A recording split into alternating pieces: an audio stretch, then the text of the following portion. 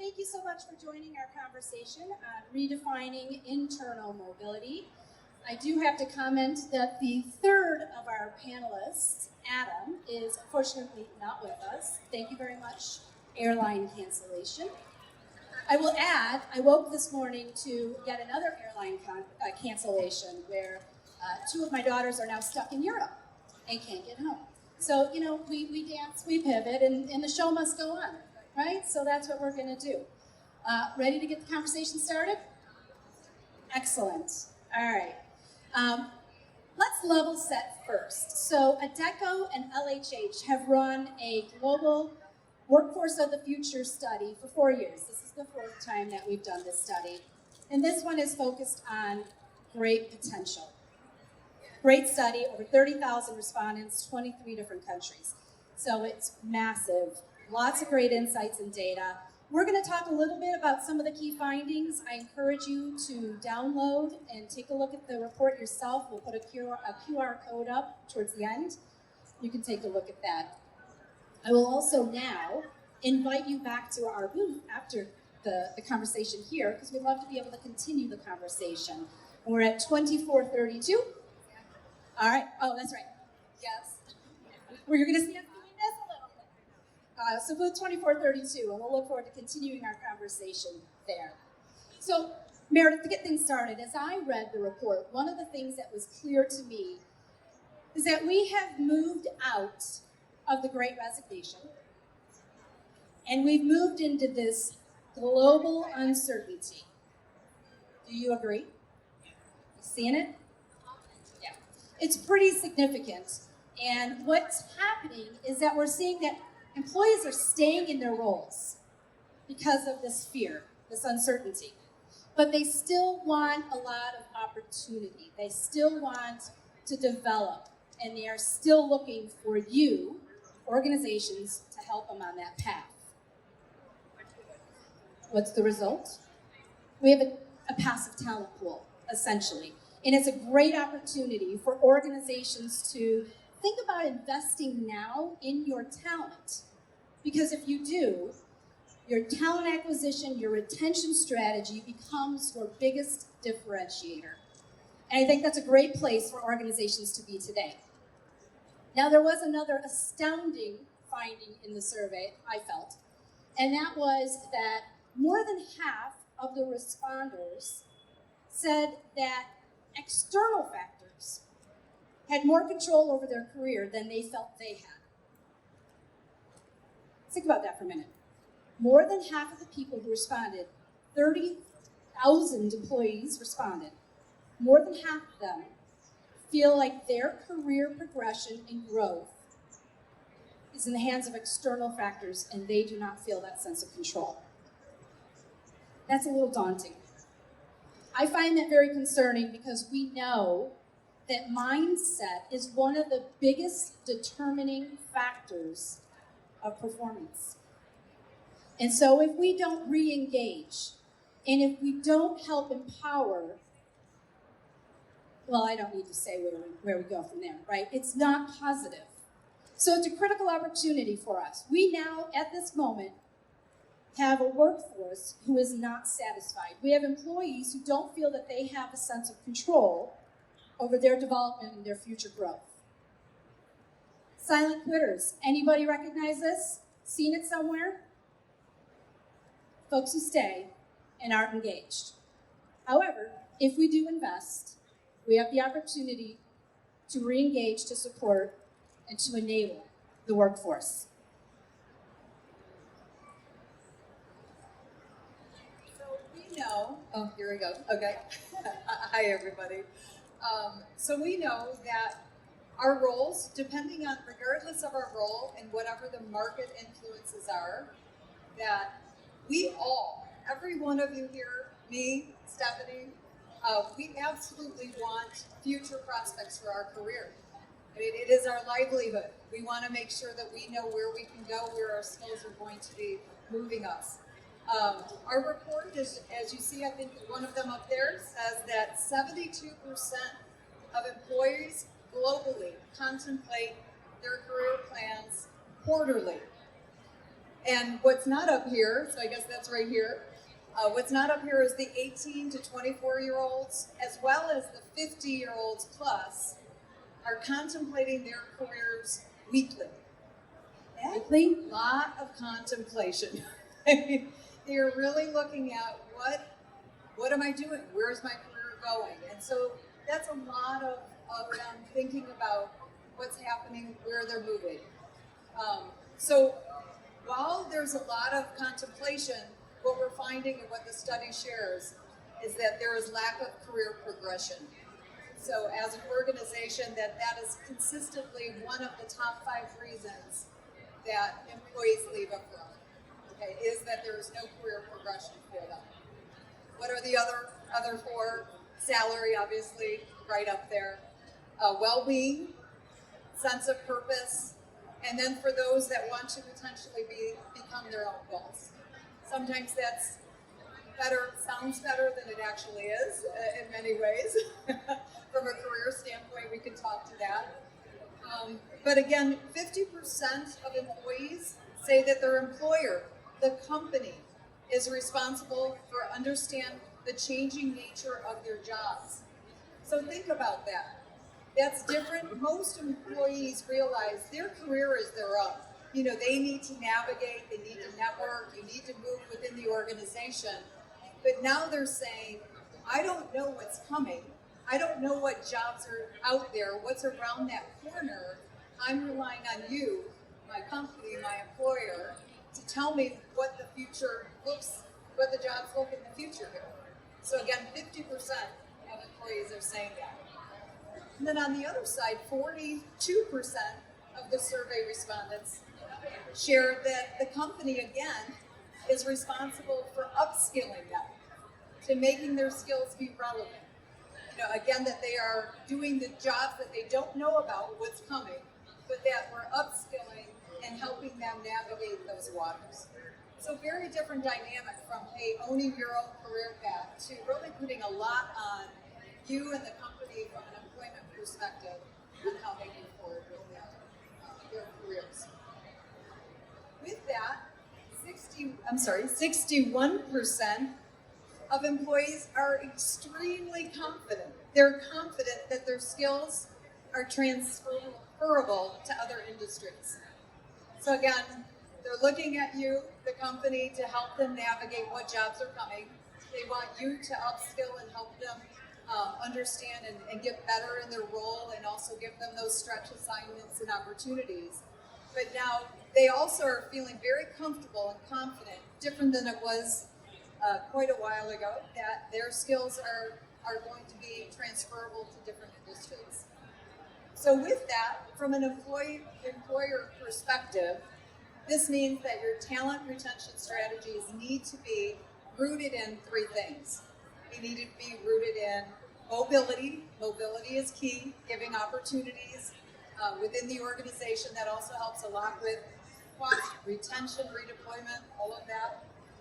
Giving them the skills that they need to do the jobs not only today but in the future, as well as growth, giving them opportunity for growth. So. Yeah, really good insights. Thanks, Meredith. You know, LHH has helped individuals with their career navigation for decades. It's what we're originally known for. Helping an organization create their strategy for internal mobility, it's a little bit different, but we do know that there are some, I get passionate and then I start to yell, so I'll do this.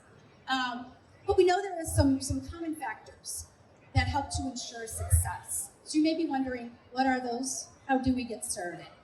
LHH was the first to formalize an approach and a structure, if you will, to help align individual career aspirations and goals with an organization's and a workforce requirements. We package that essentially. We have the career transition and mobility practice that Meredith is a part of. But in that, we've been able to define specific roles and responsibilities that ensure success.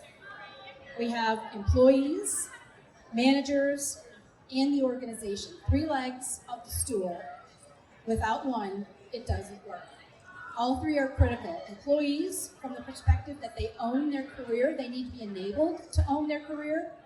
Managers, because they need to have critical conversations and they need to be willing to support.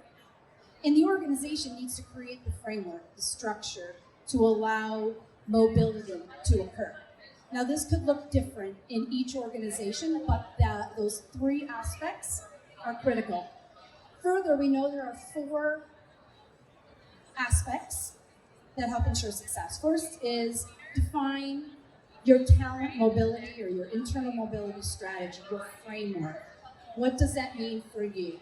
What is the infrastructure? How are you providing line of sight and visibility and transparency for internal positions and roles? How are you equipping and helping people to own their career progression? How are you looking at your current workforce as your talent pool? That's the first thing. The second are the tools, the processes, the resources that you provide to employees to empower them to own their career. Self-assessments, reflection activities, various types of tools that they can then look at their own skills, their interests, their motivations, their value, what they bring to an organization, and their style, and helping them think not just about that next role, but think broader about their career, where they are and where they want to go. The third, of course, is the organizational support and the communication, transparent communication about how the organization is supporting. This was interesting.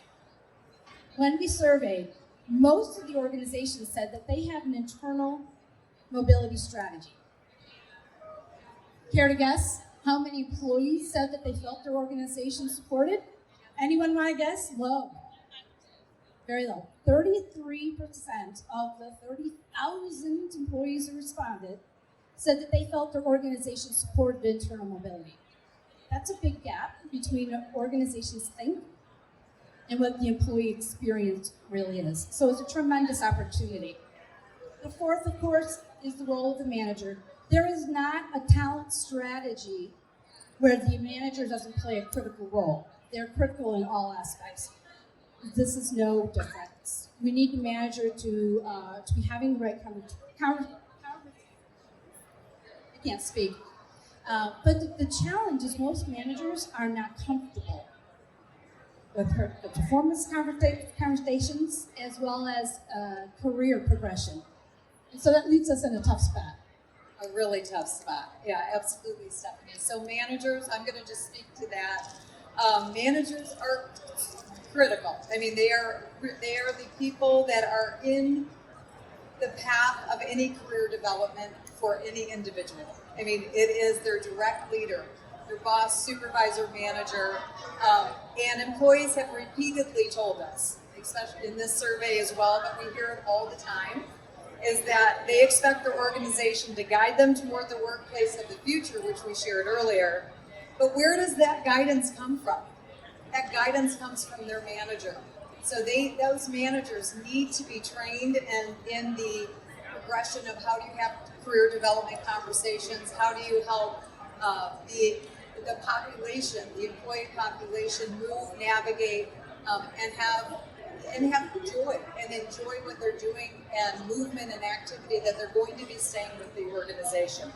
So managers that are trained to identify and promote skills growth is key. It also is, I'll say on the survey, it was unfortunately the #1 critical mobility barrier that employees saw was their manager. So, as you've seen over careers, it's like most time you're not leaving the organization, you're leaving your direct manager many times for employees. 46% of workers shared that they don't feel that their managers would support them in a move in their role. That's almost 50% of the employee population that feels that their direct boss would be in their way of movement. A manager, so what is that word? I guess it's hoarding.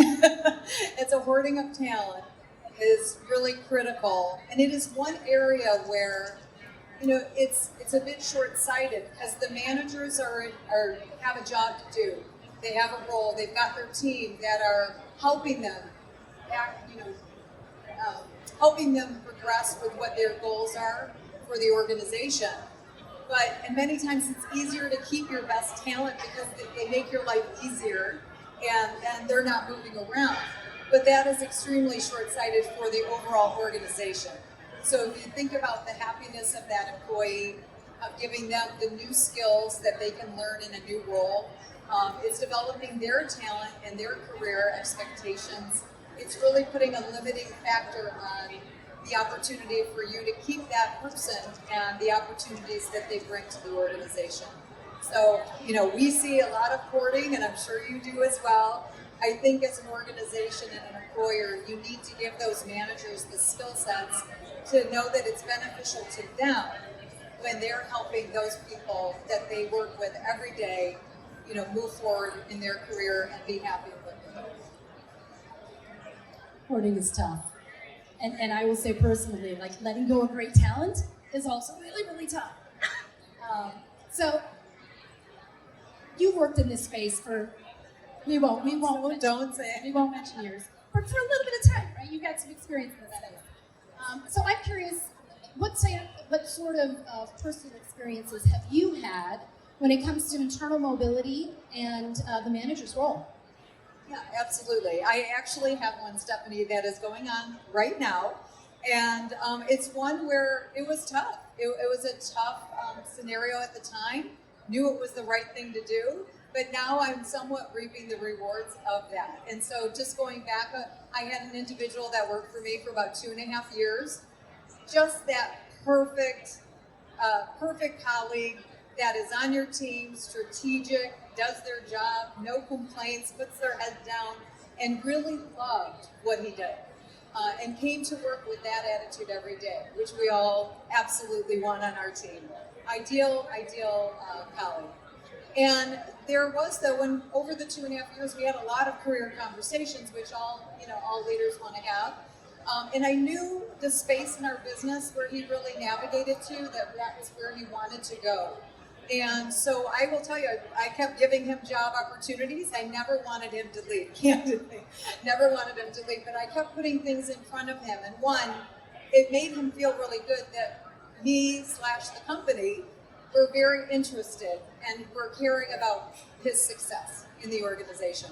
But then, secondly, one of those jobs caught his eye, and unfortunately, he did leave. He left my team, which then, there's a gap of time, let's be honest. By the time someone leaves your team, 6 to 9 months it takes to either replace them, but it also is harder on the team, the whole team, because they're covering and doing things. So yes, there's a 6 to 9 month time frame that's difficult. But the good news is that he has navigated in the organization, and then I have a wonderful opportunity of bringing him back into the team. But the key thing was, one, he's a talent that any company would want to take. If he went out on the marketplace, he would land very quickly. But I will tell you, he is loyal, like so loyal, because of the organization's eyes being wide and giving him opportunities. He doesn't want to go anywhere else. So that's one thing.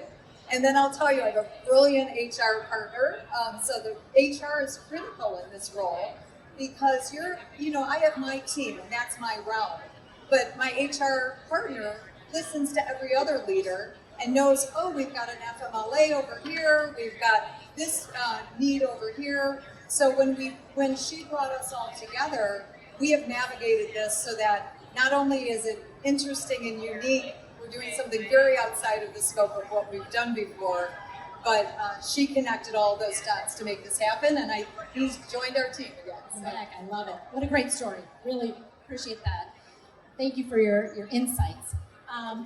Before we wrap up, I want to open it up for some Q&A. If you do have questions, I suspect that some of the questions might be pretty specific to your organization. So again, we're going to welcome you back to our booth 2432, where we have a little incentive for you to come back. But generally, do you have questions about career mobility, about an internal strategy, about the manager's role, about how you embark on or advance if you already have some sort of strategy in place? We have a few minutes. If you have some questions. Please, right in the back with a mic. If anybody could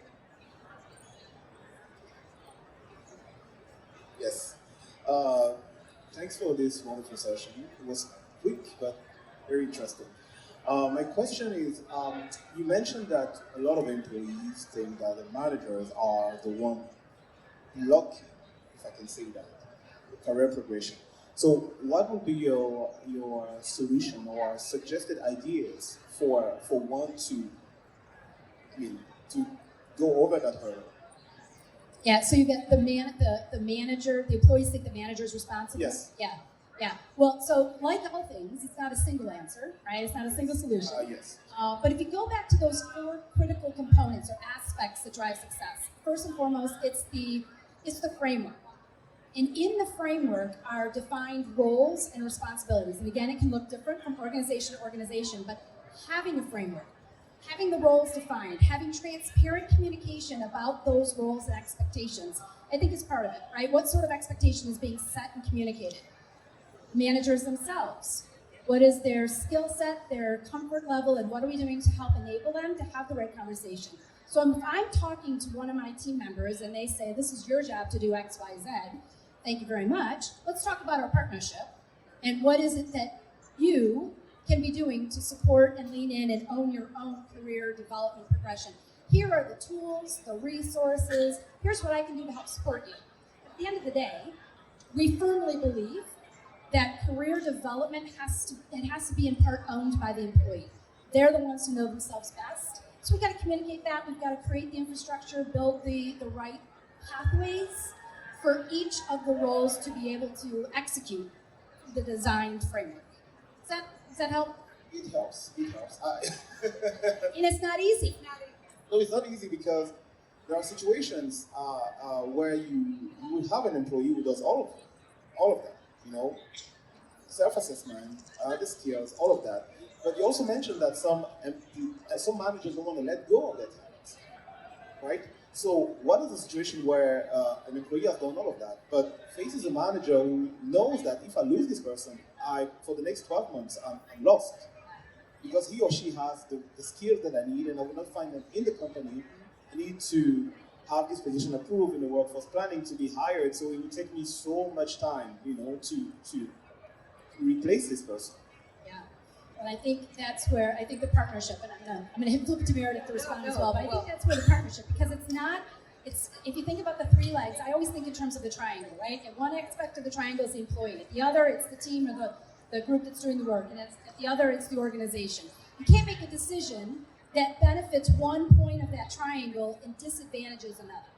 The decision point has to sit somewhere in the middle. So transparent conversation about I support you and I want to help you move on, and here's where we are today as a business, and this is what we need. And if we could collaborate and work so we're helping you to get to, and at the same time, meeting the needs of the organization today.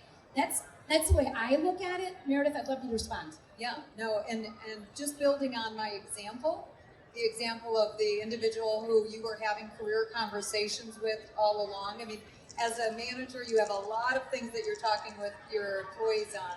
But knowing that I was having those career conversations, or I was putting those jobs in front of him, I knew every time I did that, I would have a conversation about, okay, let's look at potential talent of replacing.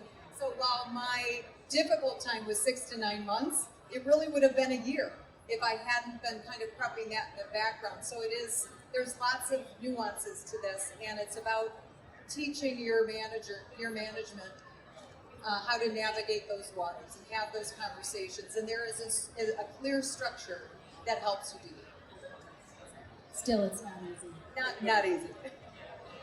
Hi there.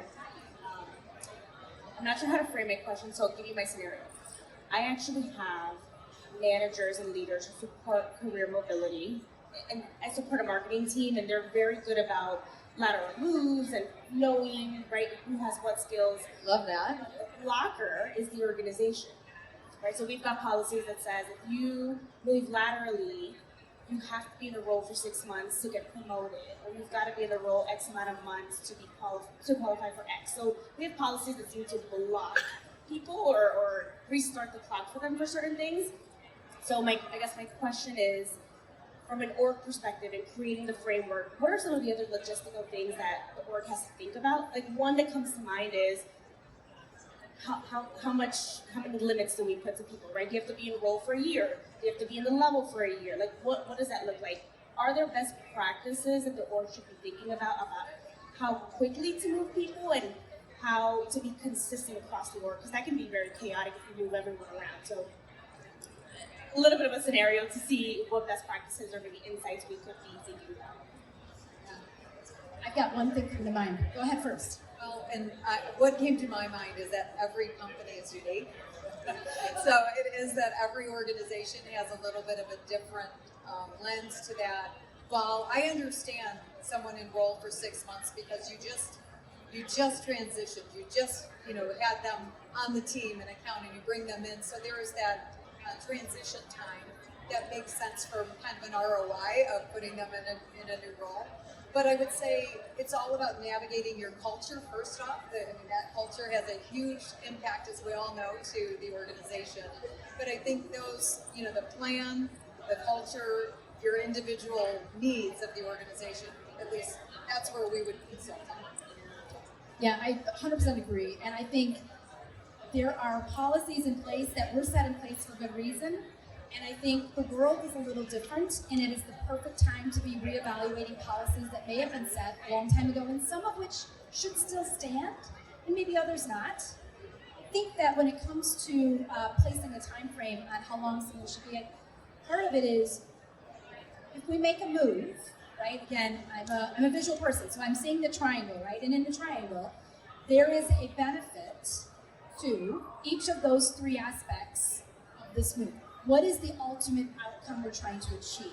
Is it that it's leading more because it's what the employee wants? Is it leading more because it's what the organization needs? What are we trying to accomplish? I personally am not a fan of things being locked in stone and unable to be negotiated and discussed. We live in a world that we have to be agile. And so I think that also means we've got to look at the decisions that we're making and think holistically about not just today, what's the implication tomorrow, and help that guide our decisions. That does not give you a really simple answer about do this, this, and this, and it'll be easy. No, it's not. But it's a constant opportunity to evaluate and consider, and as Meredith said, I think the culture cannot be underestimated, the significance and the impact.